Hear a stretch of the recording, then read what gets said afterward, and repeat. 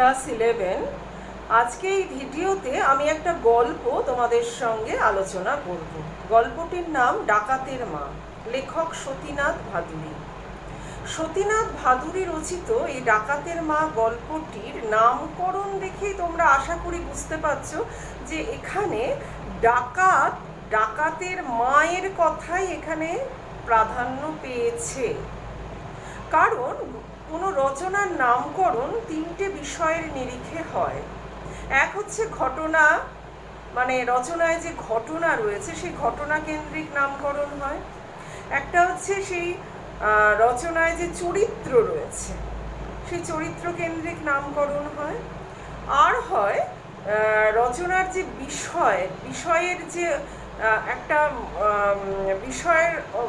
বিষয়টার ভেতরে যে মর্মার্থ রয়েছে সেই মর্মার্থ কেন্দ্রিক নামকরণও হয়। সেই ধরনের নামকরণকে আমরা বলি ব্যঞ্জনাধর্মী নামকরণ, যে মর্মার্থ কেন্দ্রিক নামকরণ। তাহলে এখানে ডাকাতের মা, এটা আমি দেখতে পাচ্ছি একটা মায়ের চরিত্র, ঠিক আছে। এখানে এটা চরিত্র কেন্দ্রিক নামকরণ আমরা বুঝতে পারছি, কিন্তু গল্পটা না পড়লে আমরা এই নামকরণের সার্থকতা বিচার করতে পারবো না। গল্পটা পড়ে পরিণতি অবধি, প্রথম থেকে একদম শেষ অবধি দেখলে আমরা গল্পটার নামকরণ সার্থক কি অসার্থক তার বিচার করতে পারবো। আচ্ছা, গল্পটা পড়ার আগে গল্পটায় কি আছে সেটা একটু বলে দিতে চাই।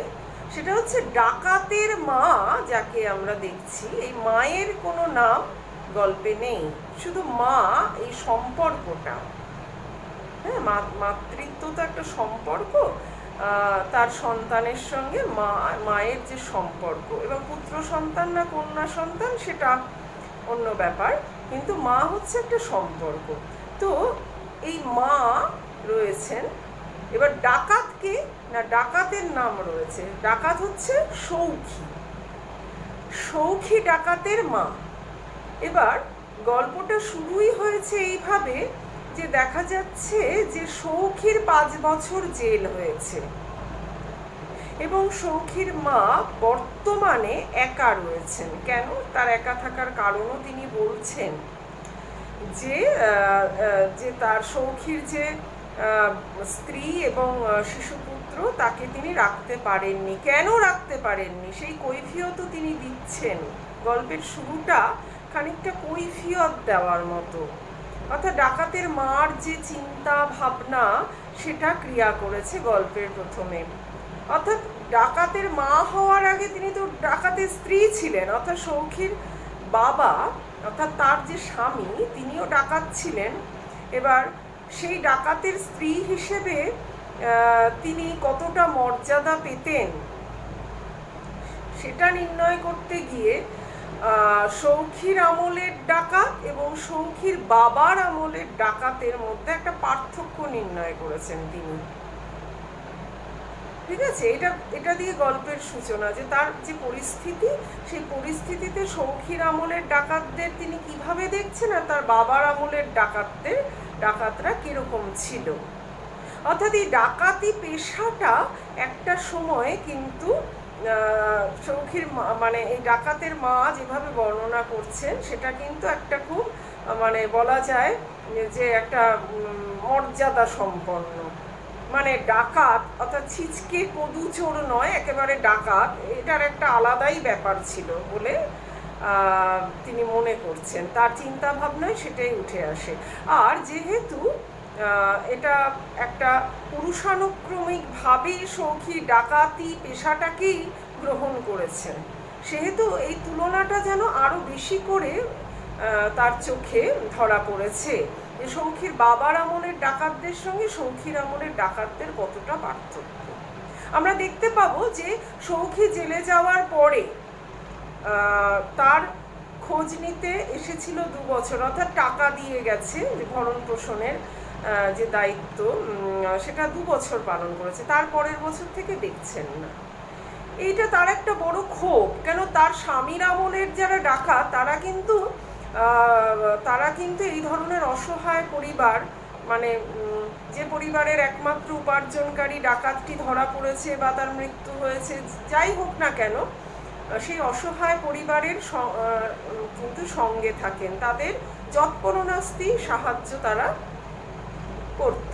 কিন্তু এই কালের মানে সৌখীর আমলের ডাকাতদের মধ্যে তিনি সেটা দেখতে পান না, এবং দেখতে পান না বলেই একটা অদ্ভুত তার ক্ষোভ রাগ তিনি উগরে দিচ্ছেন। গল্পের সূচনায় দেখা যায় যে একদম পছন্দ করছেন না, কারণ তার পাশে কেউ নেই, 2 বছর টাকা দিয়েছে, তারপরে আর কেউ তার খোঁজও রাখছে না।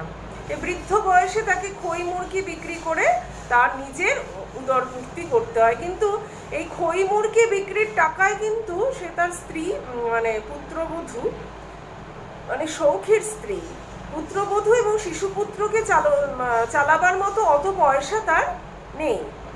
তো সেই জন্য বাধ্য হয়েই পুত্রবধূ এবং তার নাতিকে দেখা যাচ্ছে তার বাপের বাড়িতে পাঠিয়েছে, গয়লা বাড়ির বউ, যাতে শিশুটি একটু দুধ পায়, সেটার জন্য তাদের ভালোর জন্যই পাঠিয়ে দিয়েছে।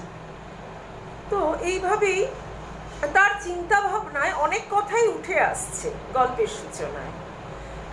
ডাকাত মানে অনেক কথার মধ্যে আমরা কিছু বলতে পারি এই ধরনের কথা, যে ডাকাতের যে বাড়ি, সে বাড়িতে যখন বাড়ির ডাকাত ঘরে ফেরে কি ধরনের ইঙ্গিত থাকে, দরজায় টোকা মারার ইঙ্গিতটা কি থাকে, পুলিশ আসলে কি ইঙ্গিত, এই যে ইঙ্গিতগুলো বাড়ির ডাকাতি পেশা এরকম কারোর বাড়ির যে স্ত্রী লোকেরা কতটা সচেতন থাকতে হয় সে কথা তিনি বলেছেন, যে এই কথা জানা যাচ্ছে। সৌখীর আমলের ডাকাত, সৌখীর বাবার আমলের ডাকাতের পার্থক্য উঠে আসছে। তো এইভাবে আমরা একটা পরিচয় পাচ্ছি যে সৌখীর বাড়ির একটা কি পরিচয়, যে অত্যন্ত দারিদ্র পীড়িত একটা পরিবার, যে একমাত্র উপার্জনকারী জেলে রয়েছে। এবারে পরের অংশে আমরা যদি অংশ ভাগ করি তাহলে এটা আমরা প্রথম অংশে পাচ্ছি। দ্বিতীয় অংশে আমরা দেখতে পাচ্ছি সৌখীর হঠাৎ আগমন। এই হঠাৎ আগমন তো আর এমনি হয় না, হয়তো জেলে কোনো ভালো কাজ করেছে, এখানে আমরা যেটা পরিচয়টা পাবো যে জেলে তো এমনিতেও কয়েদিদের কাজ করতে হয়, সেই হিসেবে টাকাও পায় তারা, কিন্তু এখানে সৌখী একটু ফন্দি করে আগেই রেমিশন পেয়েছেন। মানে কিভাবে পেয়েছে রেমিশনটা সেটা আমরা দেখব গল্প পড়তে গেলে, যে লাট সাহেব জেল দেখতে এসেছিলেন এবং জেলারকে তার নামে সুপারিশ করেছে যে সে ভালো কাজ করেছে, এবং কিছু উৎকোচ অর্থাৎ ঘুষও এখানে পাওয়া যায়, ঘুষের কথাও এখানে পাওয়া যায়, যে কিভাবে তিনি রেমিশনটা পেয়েছিলেন। লাট সাহেব জেল দেখতে এসেছিল, তার কাজে খুশি হয়েছে এবং হেড জমাদারকে ঘুষটা দিয়েছিলেন, যিনি জেলার সাহেবকে সুপারিশ করেছিল সৌখীর হয়ে। তো এইভাবেই ছাড়া পেয়ে তিনি যখন বাড়িতে এসেছে সৌখী, তখন তার মা তো বুঝতে পারেনি, যে কেননা ছেলের তো আসার কথা নয়, তো সেটারও একটা অদ্ভুত একটা রোমহর্ষক অবস্থা হয়েছে, যে কড়া নাড়ছে, নিঃশ্বাস পড়ছে, বাইরে একটু ধোঁয়া দেখা যাচ্ছে, ঘরের ভেতরে অন্ধকার, তিনি খুব বিপর্যস্ত। একটা হয় মানুষের যে অবস্থাটা হয়, যে আকস্মিক কিছু ঘটলে বুঝতে পারছেন না যে ছেলে ফিরেছেন, তারপরে তিনি বুঝলেন যে তার ছেলে, এবং অবাকই হয়েছেন, কিন্তু অত রাতে ফেরার ফলে ছেলেকে তিনি কিছু খেতে দিতে পারেননি, ওই খই মুরগি ব্যবসার পুঁজি ভেঙেই কিছু দিয়েছেন, এবং ছেলেও তার স্ত্রী এবং শিশুপুত্রকে খুঁজেছে, তার দুটো চোখ যেন খুঁজছে কাউকে, তিনি বুঝতে পেরেছেন কাকে খুঁজছে, কিন্তু সে বিষয়ে তিনি আর কোনো কথা বলেননি। সেই রাতে বিশ্রাম নিয়েছে সৌখী। কিন্তু ছেলেকে এই যে ছেলে ফিরেছে, এই যে একটা সাংঘাতিক আনন্দ মায়ের মনে, এবং ছেলেকে কিছু খাওয়াতে হবে, ছেলের প্রিয় খাদ্য কতক্ষণে খাওয়াবে, এই যে মাতৃ হৃদয়ের যে আকাঙ্ক্ষা, সেই মাতৃ হৃদয় বাৎসল্য, যে মানে সেটার কাছে যে পৃথিবীর সব কিছু পরাভূত হয়ে যায়। এটা এখানে এই গল্পটাতে সেটাই দেখায় যে তার সারা রাত ঘুম আসছে না, ছেলেকে কিভাবে সে খেতে দেবে সুন্দর করে ছেলের প্রিয় খাদ্য, এবং কি করে, তার কাছে পয়সাও নেই। কিন্তু সৌখিকে সে তো কিছুই জানায়নি যে তার কাছে পয়সা নেই বা কিছু, সেসব জানালে হয়তো ঘটনা ঘটতো না। একটা অপ্রীতিকর ঘটনা ঘটে গেল, মাতৃহৃদয়ের তাড়নায় সে কি কাজ করে ফেললো, একটা চরম গর্হিত কাজ, অপরাধী বলা যায়। সে করেছে কি না, চুরি করেছে।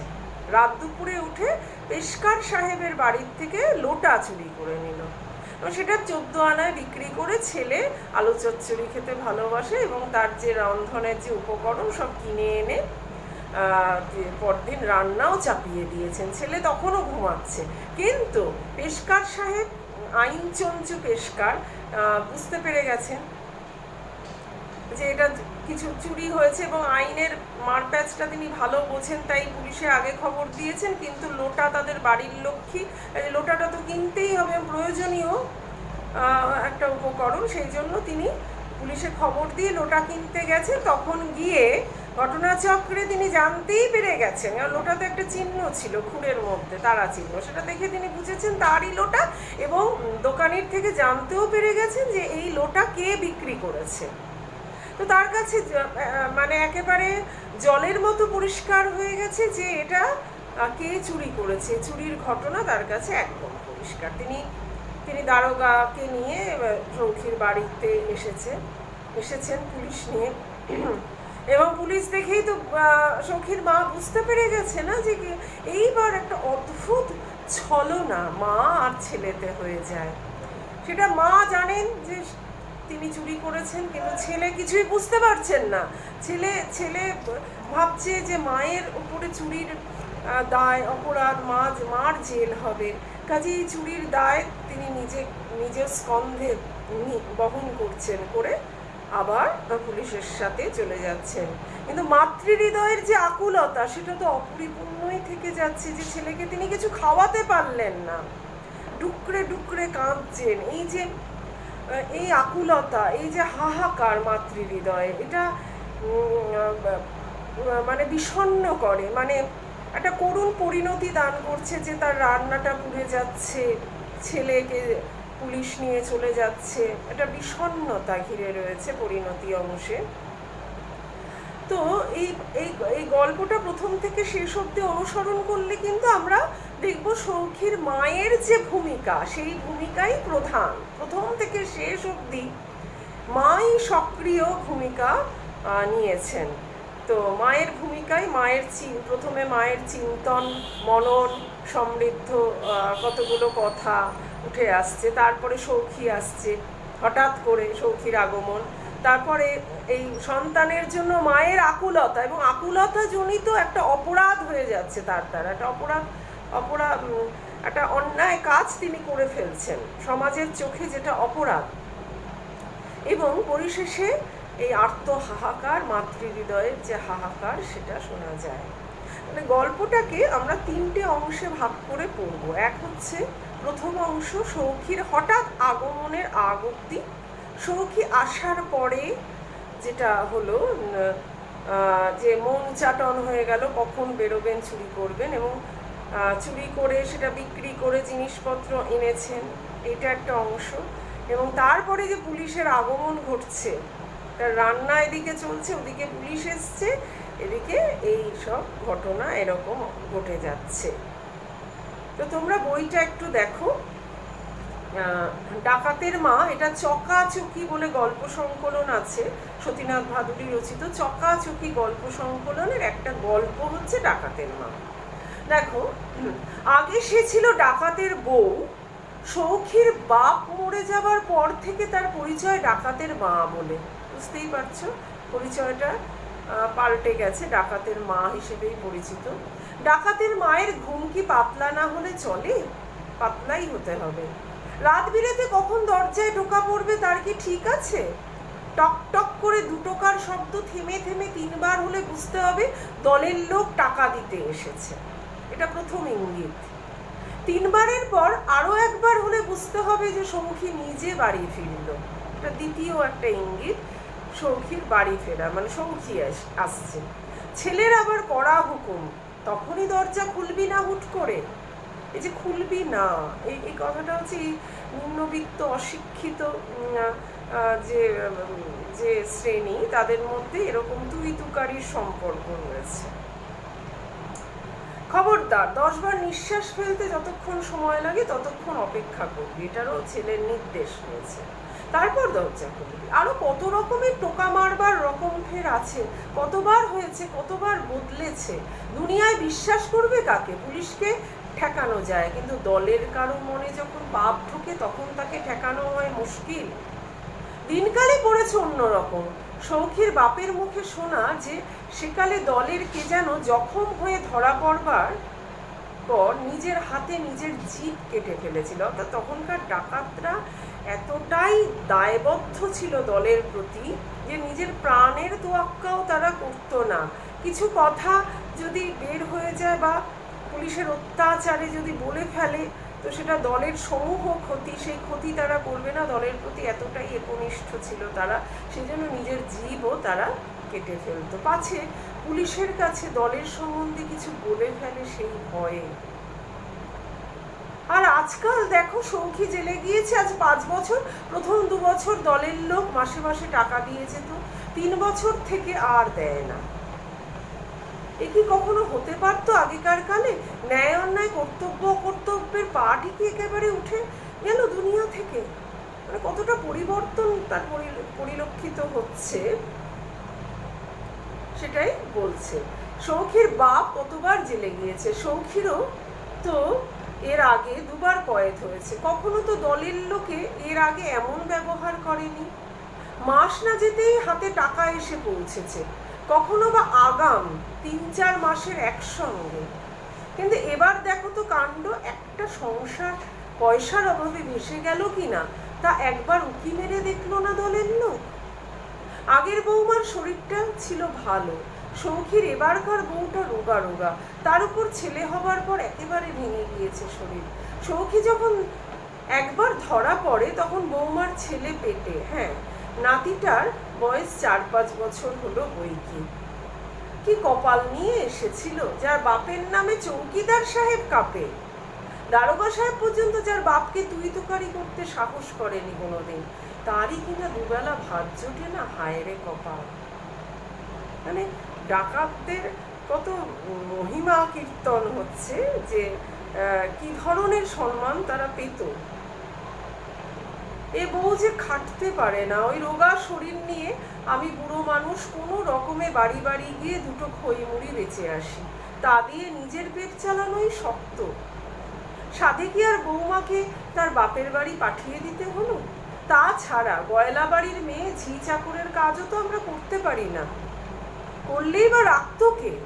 শতভোগ ডাকাত পরিবারের স্ত্রীলোক।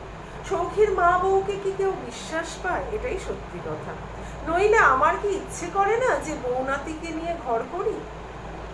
বেয়াইয়ের 2টো মোষ আছে, তবু বৌনাতিটার পেটে একটু আধটু দুধ পড়ছে। ওদের শরীরে দরকার দুধের, আর বছর খানেক বাদেই তো সৌখী ছাড়া পাবে। তখন বউকে নিয়ে এসে রূপোর গয়না দিয়ে মুড়ে দেবে, দেখিয়ে দেবো পাড়ার লোকেদের যে সৌখীর মায়ের নাতি পথের ভিখিরি নয়। আসতে দাও না সৌখীকে, দলের ওই বদ লোকগুলোকে ঠান্ডা করতে হবে। আমি বলি এসব একল সেরে মানে স্বার্থপর লোকেদের দলে না নিলেই নয়। ওরা কি ডাকাত নামের যুগী? চোর, ছিচকে চোর। ওই যেটা টাকা দিতে আসতো সেটার চেহারা দেখেছো? তালপাতার সেপাই, থুতনির নিচে 2 গাছা দাড়ি, কালিঝুলি মাখো আর মশালি হাতে নাও। ওই রোগা পটকাকে দেখে কেউ ভয় পাবে কুসমিন কালে? তো এই বৃত্তান্ত আমরা দেখতে পাচ্ছি যে সৌখীর আমলের ডাকাতদের চরিত্র আর তার বাবার আমলের ডাকাতদের চরিত্রের বর্ণনা দিয়েছেন সৌখীর মা। এবং তার পুত্রবধূ নাতিকে কেন তিনি রাখতে পারেননি, এবং তিনি ডাকাত বাড়ির স্ত্রী লোক দেখে কেন কোনো কাজ তিনি করতে পারেন না, সেই কৈফিয়তও তিনি দিচ্ছেন। এবং আগেই আমরা পেয়েছি যে কি কি ইঙ্গিত, মানে দরজায় কটা টোকা দিলে পুলিশ, কটা টোকা দিলে পুত্র ছেলে, কটা টোকা দিলে দলের লোক ইত্যাদি আমরা পেলাম। এবং একটা কথা এখানে বলা দরকার যে প্রতিটি লাইন খুব ভালো করে পড়তে হবে, কেননা তোমাদের এমসিকিউ এসএকিউ অনেকটা নম্বর থাকে, কাজেই প্রতিটি লাইন থেকে প্রশ্ন আসবে, কাজেই খুব ভালো করে প্রতিটি লাইন পড়তে হবে। এই ভিডিওতে এই পর্যন্তই বললাম, পরের ভিডিওতে পরবর্তী অংশ বলছি।